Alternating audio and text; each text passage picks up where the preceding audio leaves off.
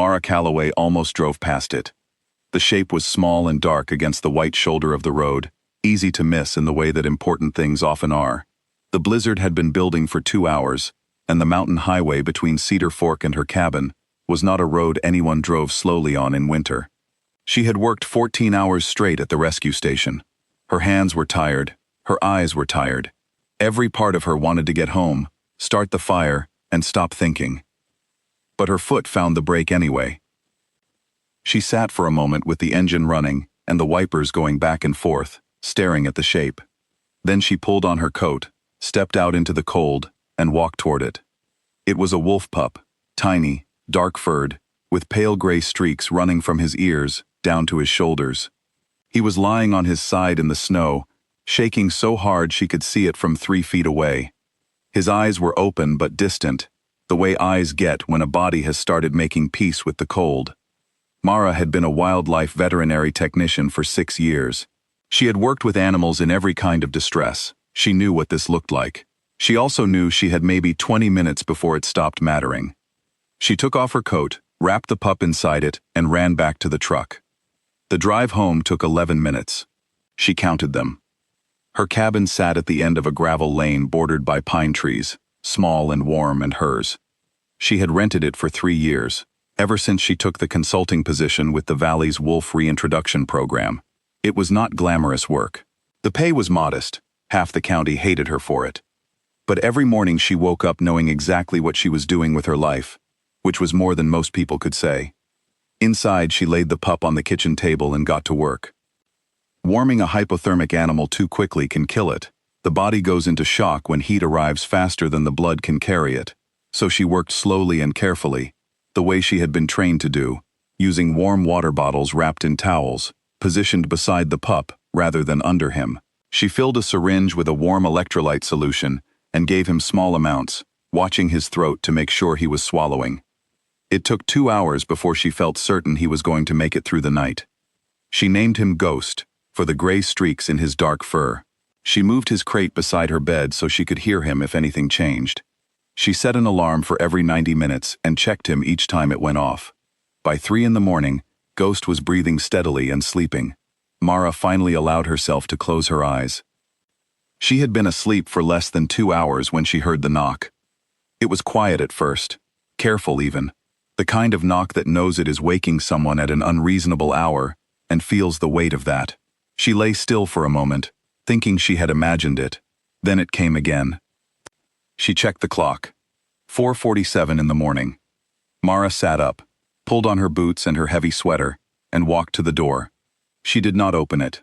She lived alone at the edge of the forest, in a county where she had received 3 written threats in the past year, over her work with the Wolf Program. She had learned not to open doors before asking questions. "Who's there?" she said. "My name is Dax Wren," said the voice on the other side. It was low and even, unhurried. "I'm with the Northern Rockies Wolf Conservation Coalition. I'm looking for a wolf pup." Mara's hand rested on the door but did not turn the handle. A man she had never heard of, showing up before sunrise in a blizzard, looking for a wolf. That sentence could mean 100 different things in this part of Montana, and only a few of them were good. "How did you find this address?" she asked. "The Valley Program's emergency line," he said. "You're listed as the after-hours contact. I tracked the address through a contact at the State Wildlife Office. I know it's early. I drove 4 hours to get here." She thought about that for a moment. The emergency line was real. The number was listed with the state office. Those details were not things someone would make up to come knock on a door in the middle of a snowstorm. She opened the door. The man standing on her porch was somewhere in his late 40s, tall, broad through the shoulders, dressed in worn field gear with snow on the collar. His face was weathered in the way that comes from years outdoors rather than years of hardship, though she suspected he had known both. He was not carrying anything except a small duffel bag. His eyes were calm and direct, and he did not move toward the door or push past her. He waited. "Come in," Mara said. She did not offer him coffee. She stood in the middle of her kitchen with her arms crossed and watched him while he explained. "The pup," he said, "was not abandoned. His name in their tracking records was Cub 7, and he was the only surviving offspring of a collared alpha female named Sable, one of the most important breeding animals in the region's recovery program. Sable had been struck by a vehicle on the highway 4 days ago and had not survived. Her pack, a group of 9 animals that Dax and his team had been monitoring for 2 years, had scattered in the chaos. A beta female had been seen carrying the pup before the storm moved in. After that, the trail went cold. Dax's team had been searching since the previous afternoon. When the blizzard made fieldwork impossible, he had started making phone calls, working through every possible contact in the area. Someone at the rescue station had mentioned that a staff member had called in about a wolf pup found on the road. That had led him here. He had not expected the pup to be alive. Mara listened to all of this without interrupting. When he finished, she walked to the bedroom doorway and gestured for him to follow. Ghost was awake in his crate, watching them with dark eyes that were clearer now than they had been the night before. He had eaten a small amount and was holding his head up on his own. When Mara crouched near the crate, his ears lifted slightly, following the sound of her movement. Dax stopped a few feet away. He crouched down slowly, bringing himself to the pup's level without moving closer. He did not reach for the crate. He did not make any sudden movement. He just looked. Mara watched Dax's face while he looked at the pup, and she saw something pass across it that was not professional relief. It was deeper than that. It was the expression of a person who has spent so long fighting for something that they have forgotten to expect victories, and then a small one arrives and briefly undoes them. He stayed like that for a long moment. Then he looked up at her. "You did everything right," he said. It was not the kind of thing she had expected him to say. She had expected logistics, paperwork, a transfer plan. She had not expected those 4 words, delivered quietly, by a man who clearly understood exactly what it had taken to keep that animal alive through the night. She had to look away for a moment before she could answer. "He's not out of the woods yet," she said. "Medically, I mean. He needs at least 2 more weeks of close monitoring before you can even think about the next step." Dax nodded. He stood up slowly and put his hands in his pockets. "That's what I need to talk to you about," he said. "The nearest approved rehabilitation facility is in Idaho, 6.5 hours from here.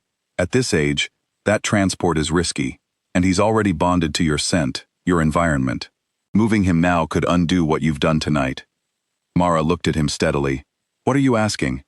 "I'm asking if you would be willing to continue as his primary caregiver through the stabilization period," he said. "My team would work alongside you.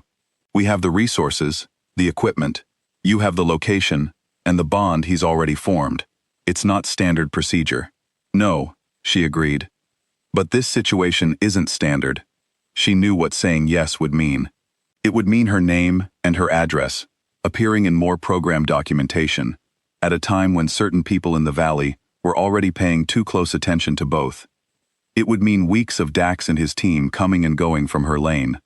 It would mean the kind of visible involvement that made the threats in her mailbox more likely to become something worse.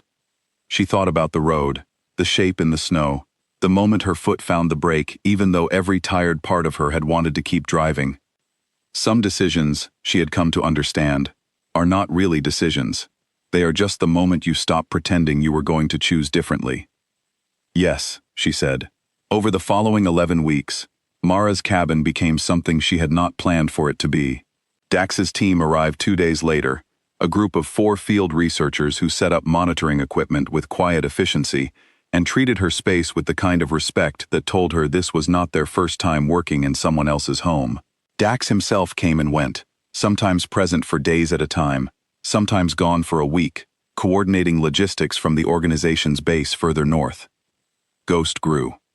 He grew in the way that young wild animals do when they are healthy and safe, which is to say quickly, and with a confidence that surprised her. Within 3 weeks, he was moving around the sectioned area of the cabin on his own, investigating everything with his nose, testing the boundaries of his space with a persistence that made Mara laugh on the days she had not laughed at anything else.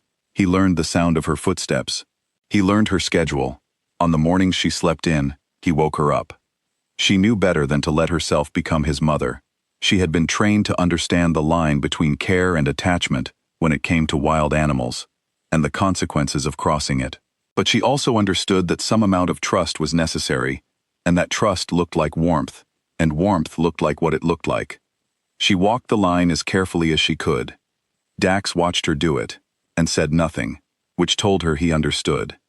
There were hard weeks. A respiratory infection in week 4 that had her up through 3 consecutive nights, adjusting medications and monitoring his breathing until it steadied. A week in week 7, when the pack that had been identified as Ghost's potential surrogate group moved further north than expected, and the reintegration timeline that Dax's team had built shifted by 3 weeks.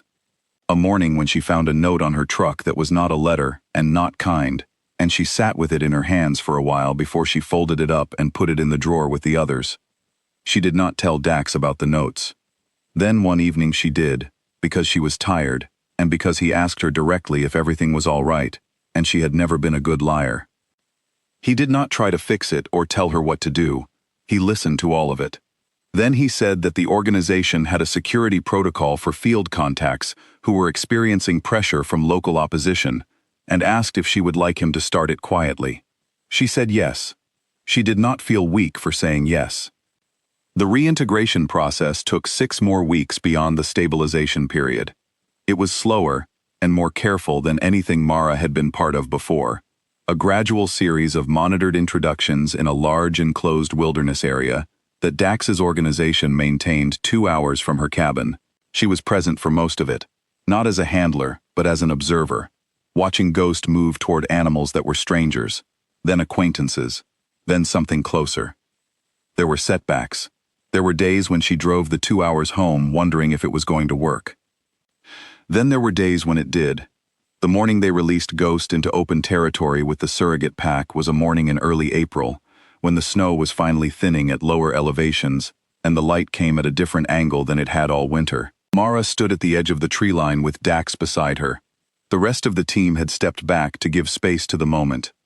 Through her binoculars, she watched a young wolf, gray-streaked and quick and alive, move through the remaining snow with 3 other animals around him.